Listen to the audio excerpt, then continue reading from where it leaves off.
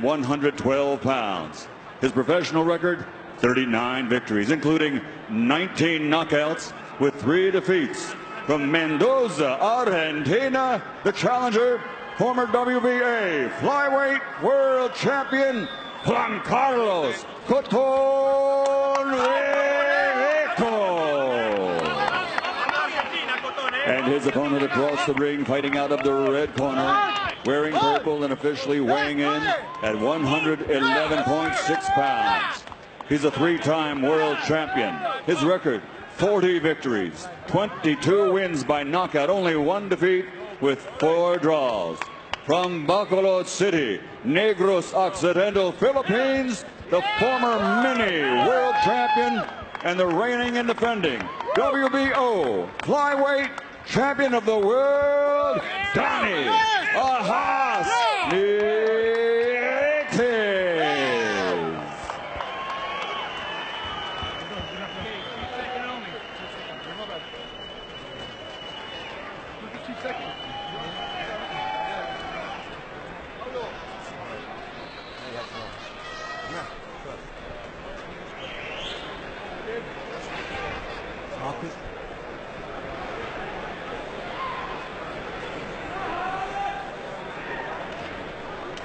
All right, gentlemen, I've been over the rules with you both. You're both professionals. I expect you to conduct yourselves as such. Both of your trunks are a little high. This is legal here. This is legal here. Touch gloves. Good luck.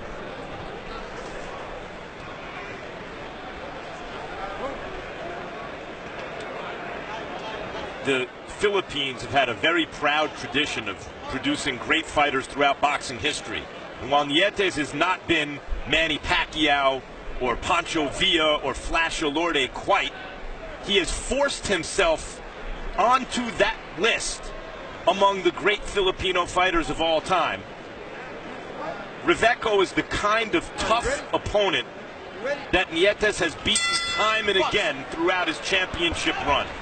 And Andre Nietes is a guy who has proven throughout his career that he can either box or punch.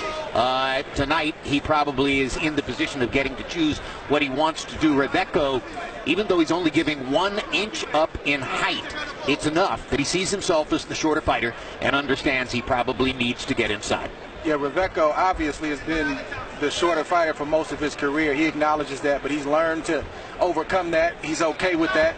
And with Nietes, he's a veteran. He on a scale from 1 to 10, he's going to give you a consistent 5 or 6. He's not going to do anything that's going to wow you, but he does a lot of crafty, subtle things in there that's definitely going to get your attention and get Riveco's attention as well. And we begin with Nietes landing his jab and delivering 1 right hand across the top, fighting in a measured pace. Nietes reminds me of you in certain ways, Andre. He's a disruptive fighter. He punches. His rhythm disrupts the other guy. He punches when the other guy doesn't want to engage. He disengages when the other guy wants to engage. That's the name of the game. He's very efficient, and he only does what he has to do. And so far, he has blocked every punch that Riveco has tried. Blocking the body shots with his arms, blocking the upstairs stuff with his gloves. Riveco, by my lights, hasn't really landed anything yet. CompuBox sees him at 1 for 11. Nietes will also quadruple and quintuple up on the jab at times. There's a lot of crafty things in there as the fight wears on.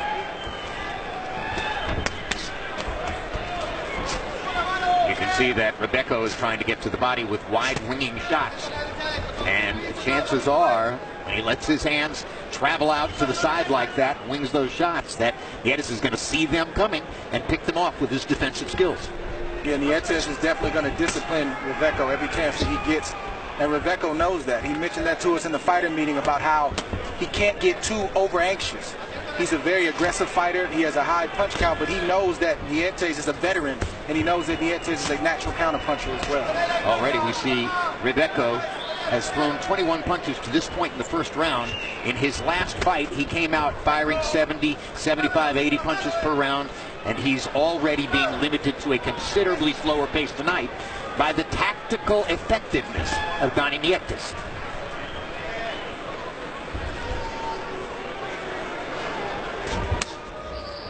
Riveco sneaks in a right hand to the body.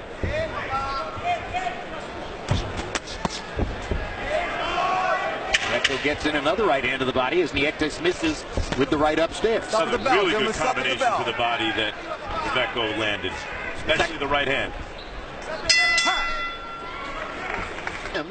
But, of course, Manny Pacquiao's not in the wild card, Jim, these days. He's back in the Philippines practicing politics.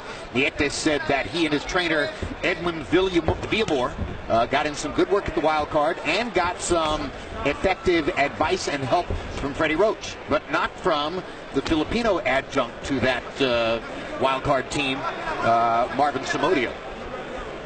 He also got some good rounds in with Brian Valoria, who suffered an upset loss on the undercard here tonight.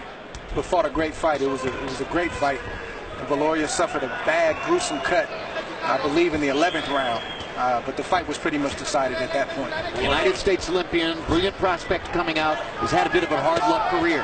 Valoria has had an excellent career, and yeah, a bit of a hard luck one. A popular fighter when he turned pro, an Olympian, an offensive fighter, a crowd pleaser, a good personality, and didn't become a dominant champion, but would have been an excellent fighter as he has been in any era. Great person.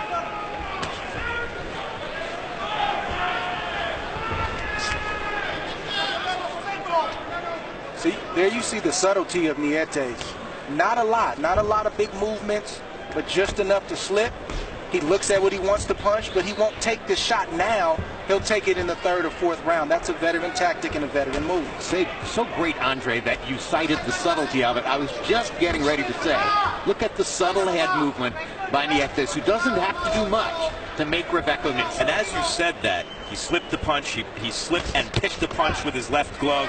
He landed a jab right when riveco was trying to disengage. He's just a very crafty guy. These are the kinds of moves that don't necessarily catch the eye of that many people in the arena, but the opponent, when he watches Nietes do that, he's stuck with having to say to himself, you know, this guy's really good. I'm not able to do what I want to do. Jim, my predecessor in this seat, the great Larry Merchant, used to talk about a fighter in the pocket like this. This is called the pocket, where you're in punching range, like a great quarterback. The blitz is coming and things are flying all around, and he calmly sidesteps and delivers the ball. And Nietes is like a really seasoned quarterback in the pocket. Look at that. Well chosen body shot by Nietes while riveco was missing upstairs. And now riveco comes back with a couple of body shots of his own. But in the closing seconds of round 2, already by CompuBox count, Nietes is doubling riveco in landed punches. Donnie Nietes' ring nickname is Haas. The Tagalog word for represented a major emotional display for him. That shows you that he loves the snakes. You know, I bring this metaphor up from time to time, or an analogy up, between boxing and chess. And the best chess books, I think, teach by showing you a master versus every different level of opponent, from beginner to expert. And the most interesting games are the master against the expert, because you see the subtle differences. And in this fight so far, you've seen why Nietes has been a long-reigning belt holder. Because in against an expert fighter, a world-class fighter, there's a subtle difference in terms of the depth of his skill, Andre. The way he picks punches, the calmness in the pocket, the countering, the pacing. He's a master. He's a master, and you only get that through experience. Sometimes bad experiences and sometimes good experiences. And in Nietes' case, he's had a lot more good experiences than he's had bad. I mean, he's on a 14-year winning streak.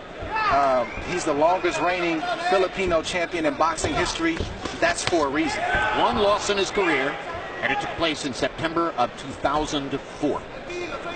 Since then, all wins other than 4 different draws. And as much as flack as I give the sanctioning bodies, and they deserve it, the fact is, if you're a long-reigning belt holder, that makes title mandatory after mandatory. Chances are you're going to have an off night. Absolutely. Chances are against another world-class opponent without a lot of fanfare, you can come in underprepared, or you just didn't have it that night. And Nietes hasn't had that. He's been consistent every time. been able to overcome world-class opponents. Consistency in this game is definitely underrated. Sometimes we as boxing fans, we get excited with the shooting star, the guy that's making a big splash or making a lot of noise in the moment, and that's fine. But show me the guy that has success against top competition over an extended period of time. That's the guy that gets me excited. Well, and it was consistency over a long period of time. It was 46 consecutive wins with 38 knockouts that lifted Roman Chocolatito Gonzalez to the #1 ranking pound for pound in the world coming into calendar 2017. But as his experiences with Srisaket Sorung Visai showed, there's somebody out there in this overwhelmingly vast and variety-filled world of boxing. There's somebody out there who has your number, and you just never know when you're going to run into that guy. Chocolatito Gonzalez could never have really known before he first fought Srisaket Sorung Visai that this was the guy. Particularly with pressure fighters in the lighter divisions, they tend to age very quickly once they hit about 30. Which makes it interesting to see what will happen. He is landing 13% of his total punches by CompuBox count. If you look at Nietes' last 3 opponents combined, they landed 14.5% of their punches. So in other words, he's this good defensively against just about anybody he faces. And that means that he doesn't have to do all that much offensively to be the winner of most of his rounds. Harold, how do you have it through 3?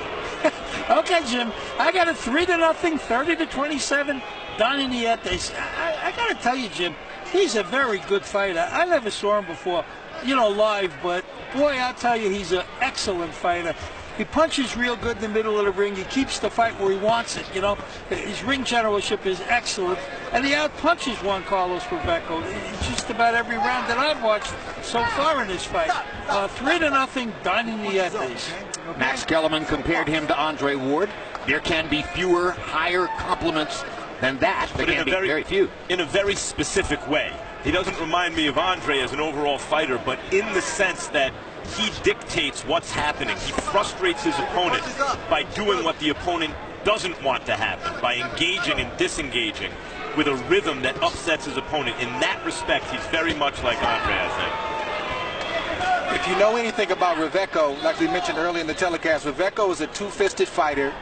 He punches with volume, he throws a lot of punches, and he's aggressive. But you see Nietes, who's the consummate professional, he's the veteran. His nickname is Snake. He's almost like a snake charmer, where he's very deceptive. He's taken the punch count of Riveco, down, and Riveco in so many cases is shell-shocked. He can't do what he wants to do, and I don't even think he realizes that right now. And yet Nietes is right in front of him, and he can't land the punches. It also means that Nietes doesn't have to take any chances on offense to be offensively in control. He's landing 23% of his punches. That's not high, but it's enough to double what Riveco is able to do. And a veteran like Nietes, you'll see him slowly start to pick it up. He'll throw just a little bit more each round until he gets the shots that he wants to get. And you'll look up and he'll either score a knockout, or you'll look up and the fight will be over and he's won most of the rounds. That's how it goes.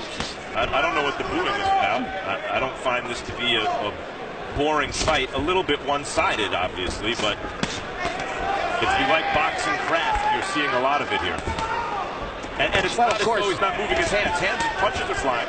If the ticket buyers come from the boxing cultures that spawned the fighters on the card, Argentina, the Philippines, Mexico, they expect to see aggressive fighters with an offensive bent. That's what they're used to. More risk-taking. Exactly. That's probably the genesis of the round thrown.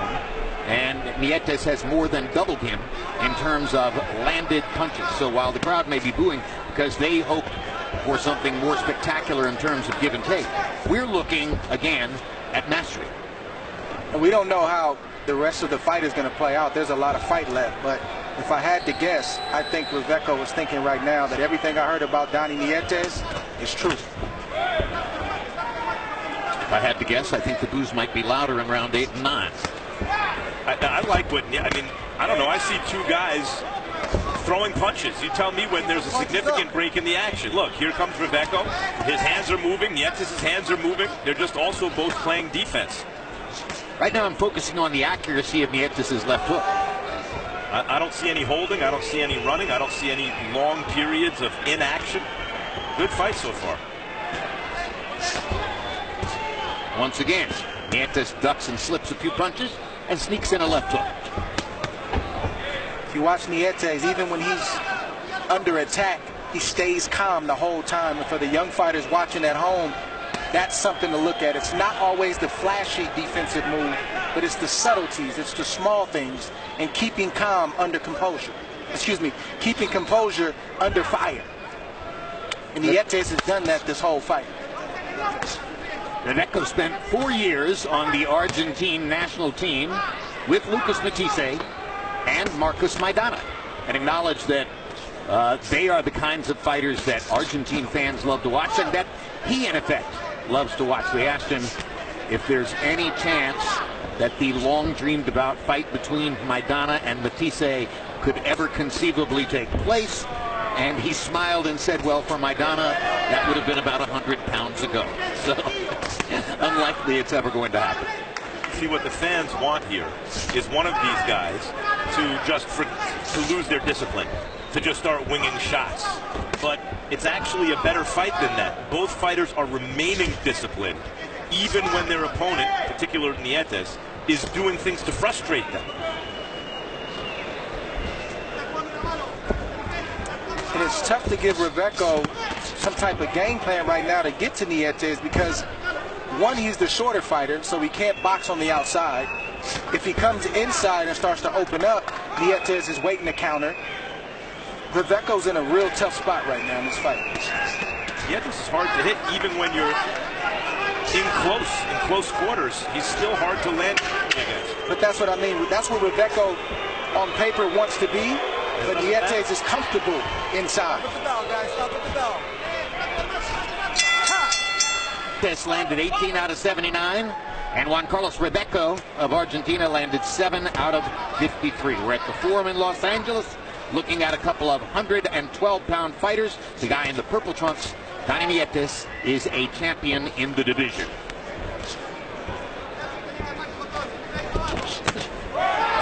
Hard left hook by Nietes. Follows it up with a two-punch combination.